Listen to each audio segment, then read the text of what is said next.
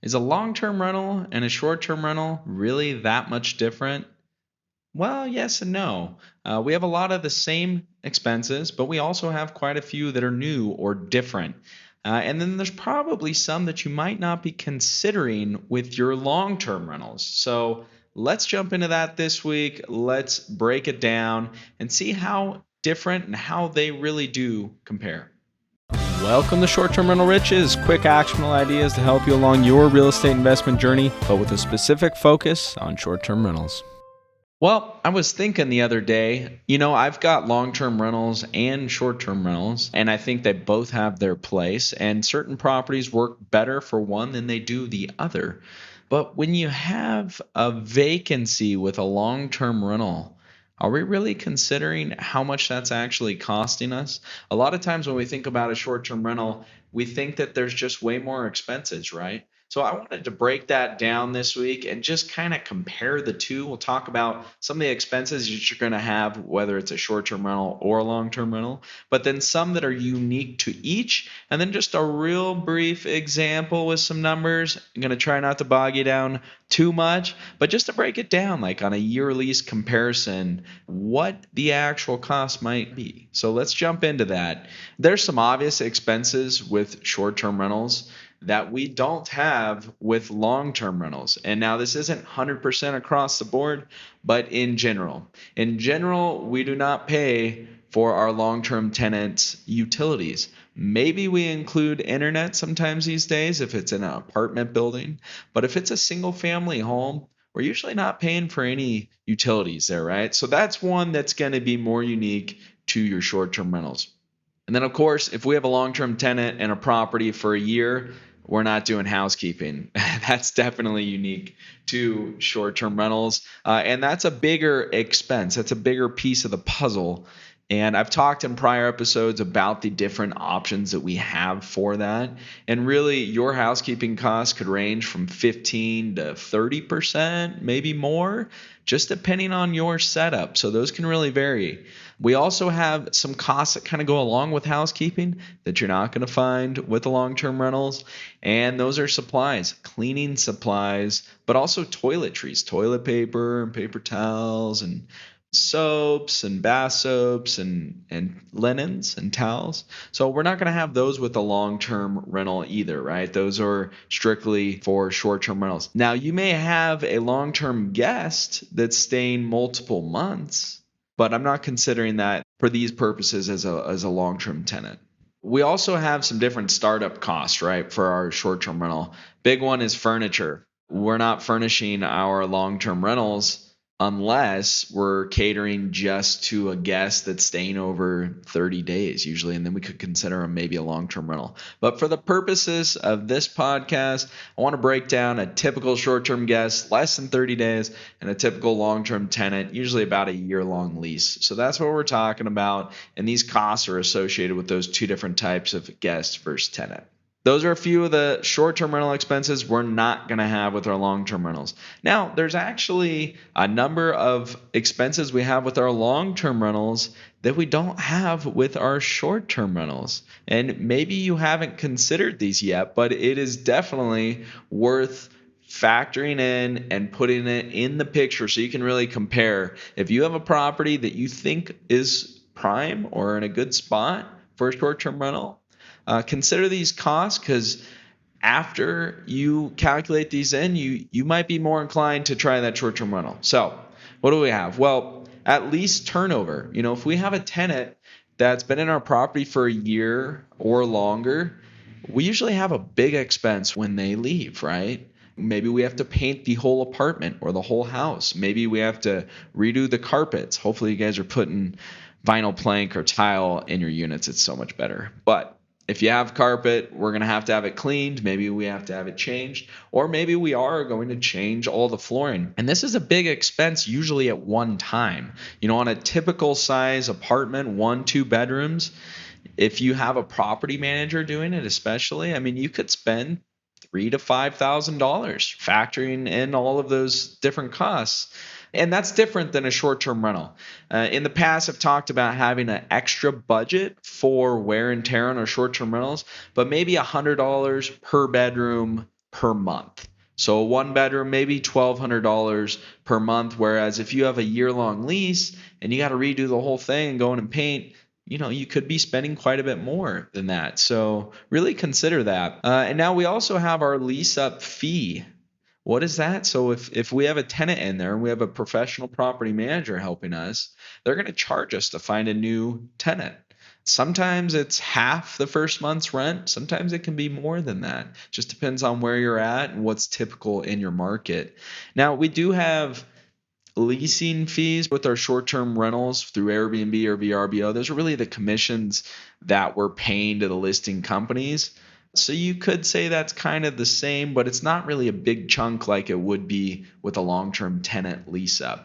Now, this one's going to be totally unique to long-term rentals, and that is if we run into a situation where our tenant is not paying us, or for whatever reason we need to evict them, well, that could set you back quite a bit, not only with frustration and the time that it takes, but financially. I mean, what if they're there for 3 months? Depending on the state that you're in or where your property is, these time ranges are going to be different.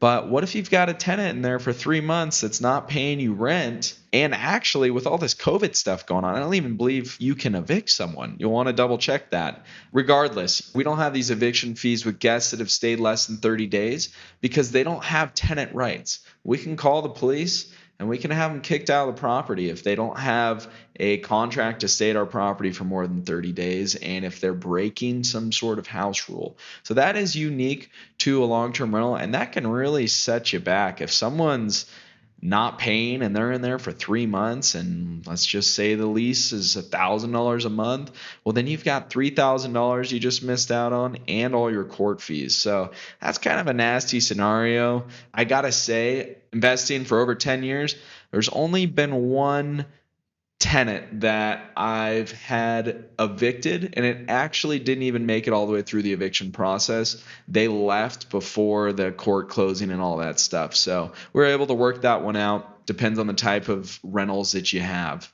The lower income rentals, you might find that the evictions are going to be a little higher. But that is definitely unique to long-term rentals. And we don't have that expense with our short-term rentals unless we're renting for over 30 days and that guest becomes a tenant. So those are some of the main differences. Now, when we talk about vacancy, when that tenant moves out at the end of their long-term lease, whether let's say it's a year, sometimes it takes a while to find a new tenant, right? Depending on the season you're in too. If you're coming up on winter and the lease ends at a bad time, and it might take you 2 months or something to lease that out. And during that time, your property is 100% vacant. Now, with short-term rentals, I gotta say, and again, knock on wood, even during COVID, we're like never 100% vacant. I mean, maybe we get down to 60% in a really bad time of the season with COVID happening as well. The chances of just having a whole month where you don't get any short-term rents is not as common. Again, these are generalizations. If you're in a country or a city in the world where COVID shut you down 100%, then that's possible. But we are in a special year, right? Normally, when we get through this, that's not going to be very common that you're 100% vacant with a property. Otherwise, you turn that one back into a long-term rental because there's not a short-term demand there.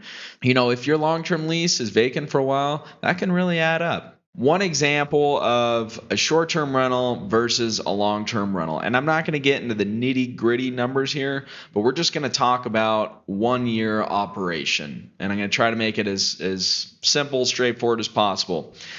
Let's say you've got a lease, a 1 year lease for $1,000 a month.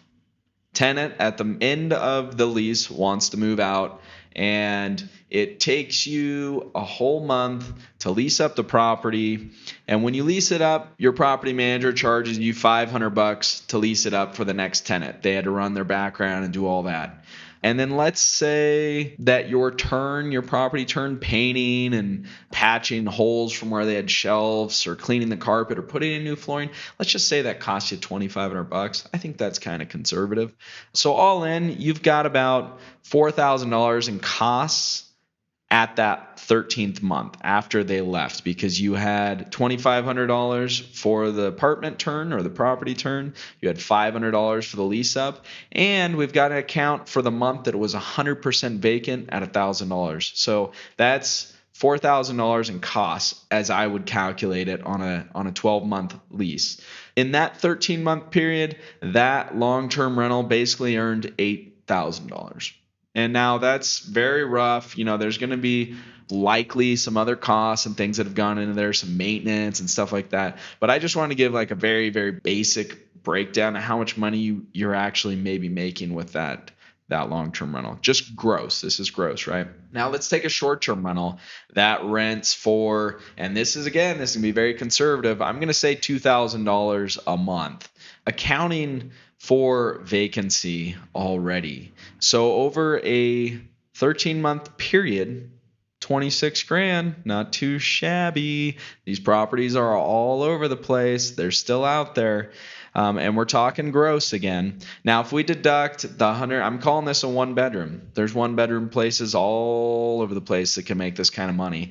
So one bedroom, I'm going to deduct that $100 a month for general wear and tear per bedroom. So it's a one bedroom. So there's $1,300. Now I'm going to go ahead and I'm going to deduct 30% from this right off the top to account for housekeeping and for utilities. Now, again, those costs are going to vary depending on your property, depending on how your management's set up. Let's just deduct it in half. Let's say it's 50%.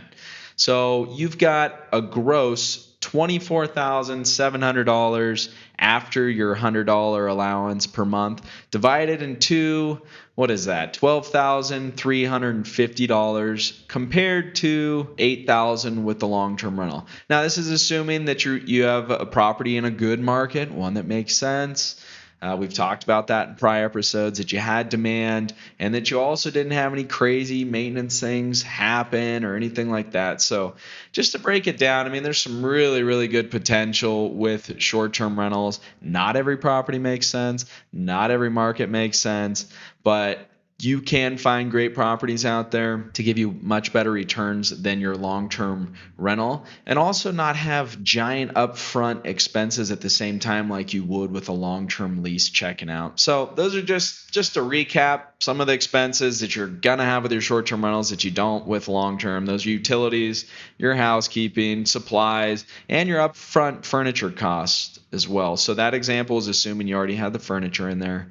And then some expenses with your long-term rentals that you maybe weren't considering or really thinking about that much, and that is your lease turnover. How much it's going to cost to turn that apartment over or that house at the end of their year lease or whenever they move out. The lease-up fee from your property manager if you're not doing it yourself. And then potential evictions and eviction fees and that vacant period during that time as you straighten that out with your resident or your long-term tenant.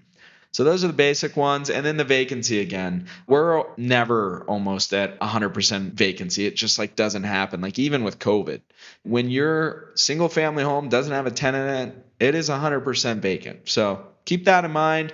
I think both long-term rentals and short-term rentals have a great place in your portfolio.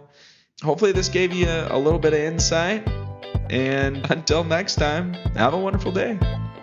Want to get on the fast track to financial freedom through short-term rentals? Well, it all starts with the properties you acquire, but you want to make sure that you acquire the right properties. I want to give you my ebook that will show you how to do just that. There is no charge. It's my gift to you for being one of our subscribers. Just go to restmethods.com. That's REST methods.com.